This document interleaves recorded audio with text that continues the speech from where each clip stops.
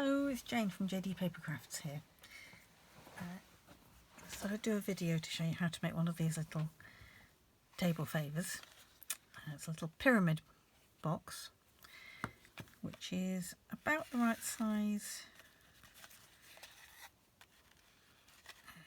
If I can get this undone, about the right size for a little Lindor chocolate.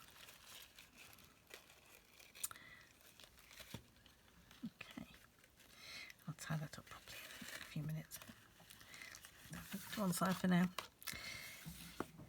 I'm going to start with a piece of 4x4 paper.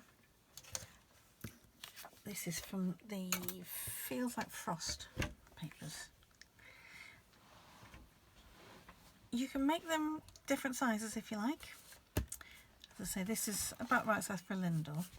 Because it's 4x4, this ends up being just over 2 inches for the square base at the bottom.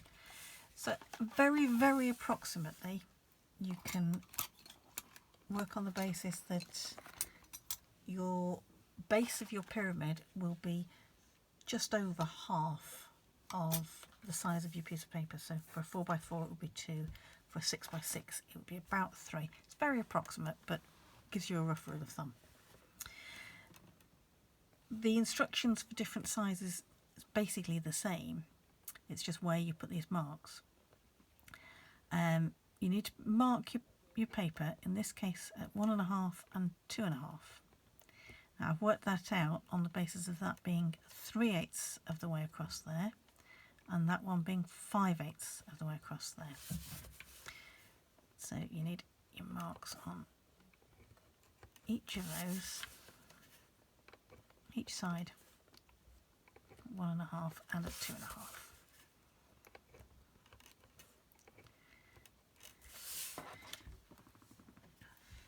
So if you used, say, an 8-inch piece of paper, you'd be marking it at 3 and 5 inches.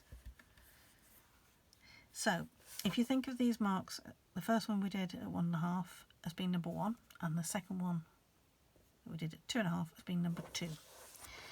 You want to, I have a dart line.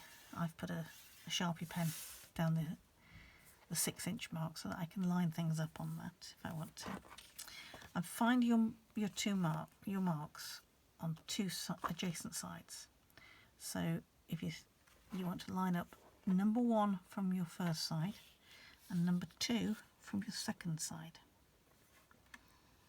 So just make sure that is lined up there, and then score from there to there.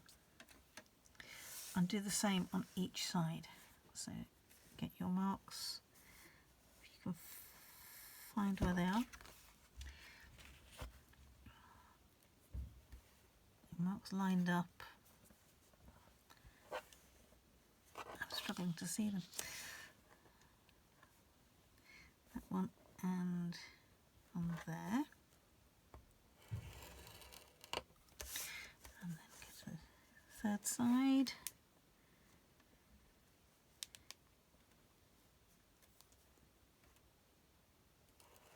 Let's go up there. And finally,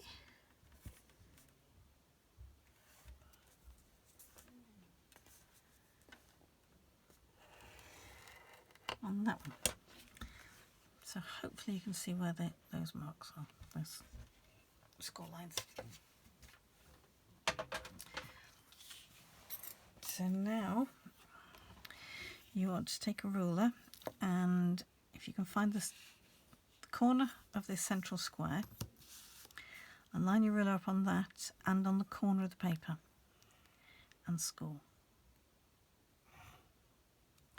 And do the same from that corner of the square across to the other corner of the paper.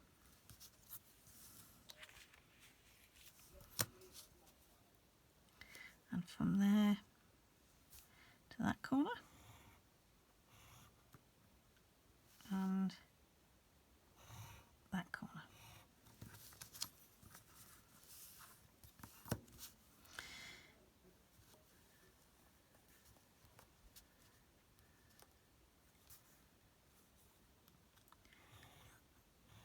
that one to there,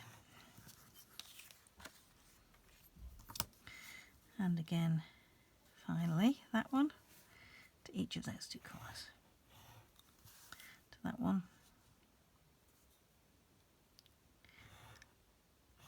and to that one. So I've now got quite a lot of score lines there. These little triangles that are in the centre that we made by the initial score lines, they all need to be removed. So I'm going to just cut that out.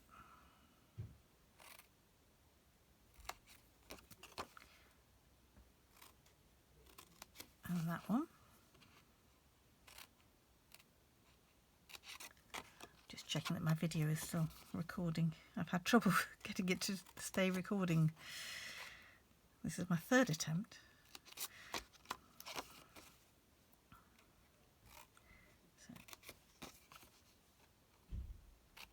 Okay.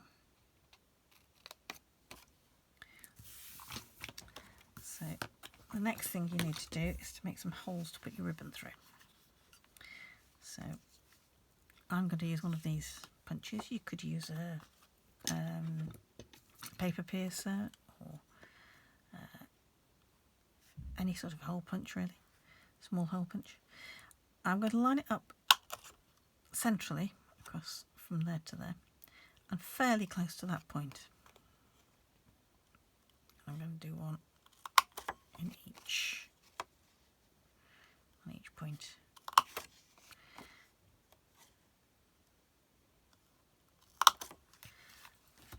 And then you can fold and burnish all of your score lines.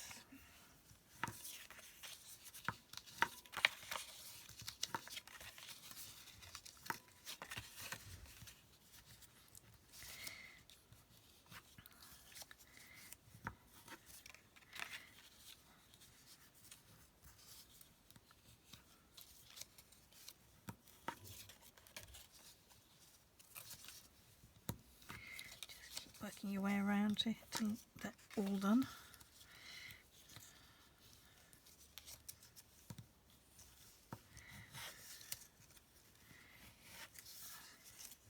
Just going to make sure they're staying where I want them. So now you need some ribbon, and I'm going to use this Whisper White seam binding ribbon. You want about 8 to 9 inches, somewhere in that kind of region. And if you just, I find it's best if you just fold it over a little bit, make a little bit of a point. Go in through one hole, out through the next one round. So work your way around clockwise or anti-clockwise.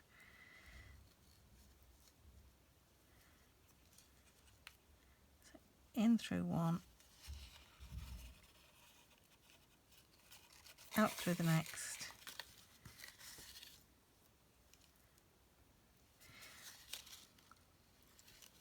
in again,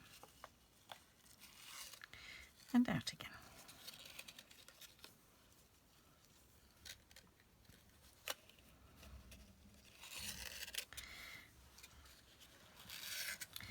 And then put your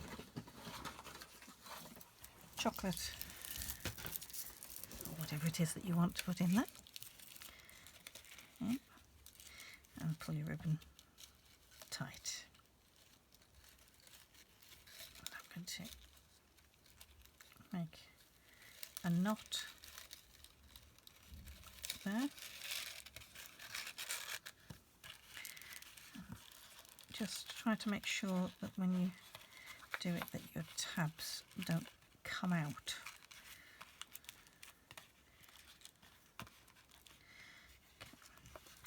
In case you didn't see it on my previous video, I'll show you how I tie a bow, which works most of the time. So when you tie a knot, to do a bow and shoelace or something like that, you pull it tight that way. For a decorative bow, pull it tight vertically instead of horizontally. And try to make sure that your two ends are slightly different sizes. Take the shorter one and make a loop. Take the longer one, wrap that around that loop and through to form your second loop.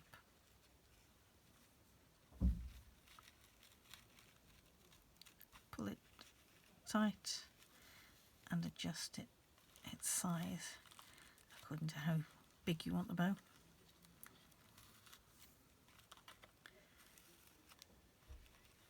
Just adjust it until it's ready, until you're happy with it, and there you have it. A little pyramid table favour, and I think this one's recorded all the way through. So I've got most of my table favours now for Christmas once I retie that bow. Thanks for watching. Hope you like it. Speak to you next time.